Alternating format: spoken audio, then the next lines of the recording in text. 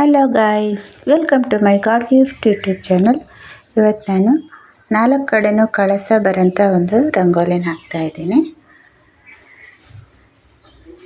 ಮಧ್ಯದಲ್ಲಿ ಫಸ್ಟು ನಾವು ಚುಕ್ಕಿ ಹಾಕ್ಕೊಬೇಕು.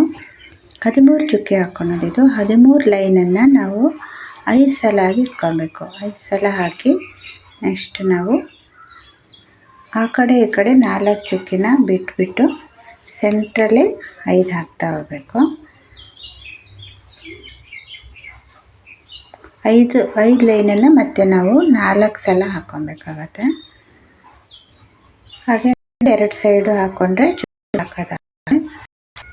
ಚುಕ್ಕಿ ರಂಗ ಸ್ವಲ್ಪ ಈಸಿ ಇರುತ್ತೆ, ಯಾಕಂದರೆ ಅದು ಆಲ್ರೆಡಿ ಚುಕ್ಕಿನೇ ಇರೋದ್ರಿಂದ ನಾವು ಜಾಯಿನ್ ಮಾಡ್ತಾ ಹೋಗೋದು ಇತ್ತು.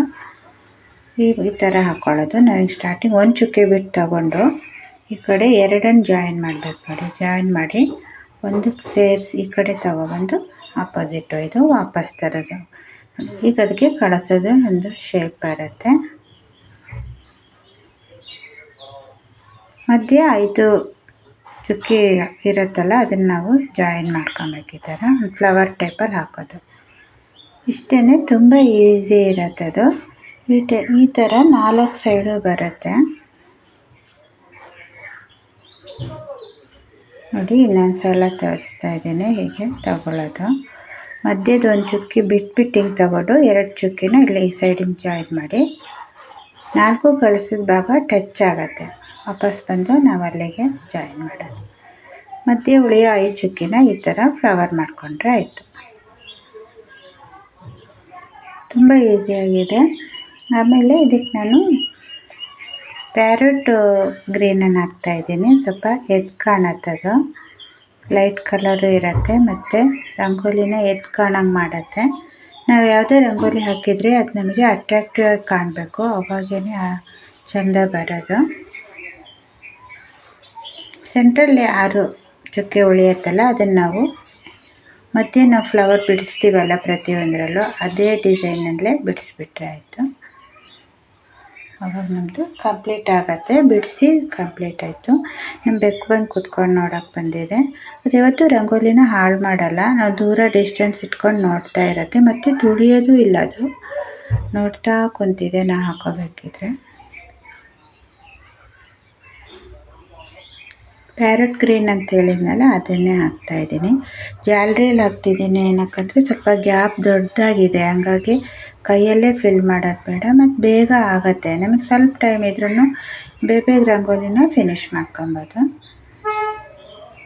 ಕಂಪ್ಲೀಟ್ ಹಾಕಿದಾಗ ರಿಯಲಿ ಲುಕ್ಕಾಗಿ ಕಾಣುತ್ತೆ, ನಿಮಗೂ ಇಷ್ಟ ಆಗಂಗಿದೆ.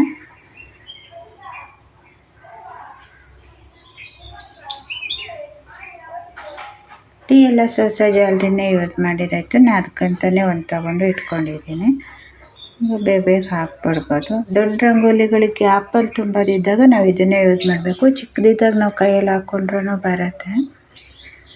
ಬೇಗ ಆಗಿಬಿಡತ್ತಲ್ಲ, ನಮಗೆ ರಂಗೋಲಿ ಹಾಕೋಕ್ಕೆ ಟೈಮ್ ಎಷ್ಟೋ ಹೋಯ್ತು ಅನ್ನೋ ಫೀಲ್ ಆಗೋಲ್ಲ, ಬೇಗನೆ ಮುಗಿಸ್ಬಿಡ್ಬೋದು ಅಂತ.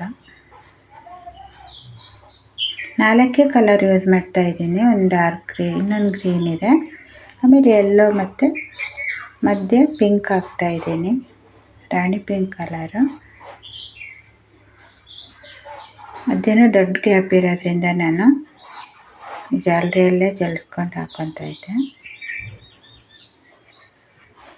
ಬೇಗ ಆಗಿಬಿಡತ್ತೆ, ಹಾಕಿದ್ದೇ ಗೊತ್ತಾಗಲ್ಲ. ಕೈಯಲ್ಲಿ ತುಂಬಿದಾಗೂ ಅಷ್ಟು ಫಿನಿಶಿಂಗ್ ಬರಲ್ಲ. ಇದು ನೀಟಾಗಿ ಹಿಂಗೆ ಸೆಟ್ಟಾಗಿ ಕೂರಿಸಿರತ್ತಲ್ಲ, ಮಿಷನಲ್ಲಿ ಹಾಕಿದಷ್ಟು ನೀಟ್ ಬರುತ್ತೆ.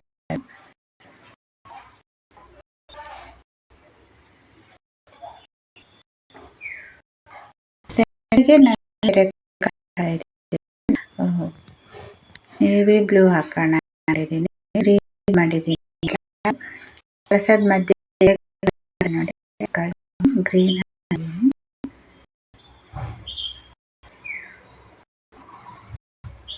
ಮತ್ತು ಪ್ಯಾರಟ್ ಗ್ರೀನ್ ಅಂತ ಹೇಳಿದ್ನಲ್ಲ, ಅದಕ್ಕಾಗಿ ಸೈಡಲ್ಲಿ ಯೆಲ್ಲೋ ಕಲರೇ ಹಾಕಿದ್ದೀನಿ. 2ಕ್ಕೂ 2 ಸೈಡ್ ಬರಲ್ಲ, ಯೆಲ್ಲೋ ಹಾಕಿದ್ದೀನಿ. ಇದು ಕಾಣಲಿ ಅಂತ ಆ ಥರ ಕಲರ್ ಚೇಂಜ್ ಮಾಡಿ ಹಾಕಿದ್ದು.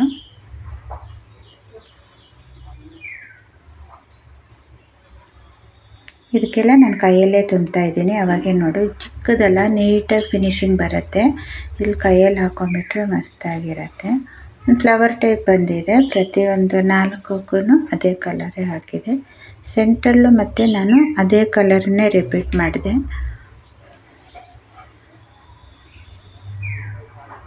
ಮತ್ತೆ ಬೆಕ್ಕು ಎದ್ದು ಈ ಕಡೆ ಬಂದು ಕೂತಿದ್ದಾನೆ ನೋಡ್ರಿ. ಎಷ್ಟೇ ಅಂದ್ರೂ ರಂಗೋಲಿಗೆ ಡಿಸ್ಟೆನ್ಸ್ ಇಟ್ಟು ಕೂತ್ಕೊಂಡಿದ್ದಾನೆ. ಹಾಳು ಯಾವತ್ತೂ ಮಾಡಿಲ್ಲ ಅವನು. ನೋಡ್ತಾ ಇದ್ದಾನೆ. ಮಧ್ಯಾಹ್ನ ನಾನು ಅದಕ್ಕೆ ನೇವಿ ಬ್ಲೂ ಅಂತಲ್ಲ ಅದನ್ನೇ ತುಂಬಿದ್ದೀನಿ. ಇದು ಪಿಂಕುಗೆ ಮಜೆಂಟ ಏನೋ ಹೇಳ್ತಾರಲ್ಲ ಆ ಕಲರ್ ಅನ್ಸುತ್ತೆ. ಅದಕ್ಕಾಗಿ ಇದು ಆಪೋಸಿಟ್ ಇರಲಿ ಅಂತ ಈ ಕಲರ್ ಹಾಕಿ ಮಧ್ಯೆ ನಾನು ವೈಟಲ್ಲಿ ಚುಕ್ಕಿ ಇಟ್ಟಿದ್ದೀನಿ. ಇದು ಕಾಣುತ್ತೆ ಅಂತ. ಇದಾಗಿತ್ತು ಇವತ್ತಿನ ನನ್ನ ರಂಗೋಲಿ. ನಿಮಗೆ ವಿಡಿಯೋ ಇಷ್ಟ ಆಗ್ತಿದ್ರೆ ಲೈಕ್ ಮಾಡೋಕ್ಕೆ ಬರಿಬೇಡಿ. ವಿಡಿಯೋ ಇಷ್ಟ ಆದರೆ ಸಪೋರ್ಟ್ ಮಾಡಿ, ಚಾನಲ್ ಸಬ್ಸ್ಕ್ರೈಬ್ ಮಾಡಿ. Thank you for watching. Thank you.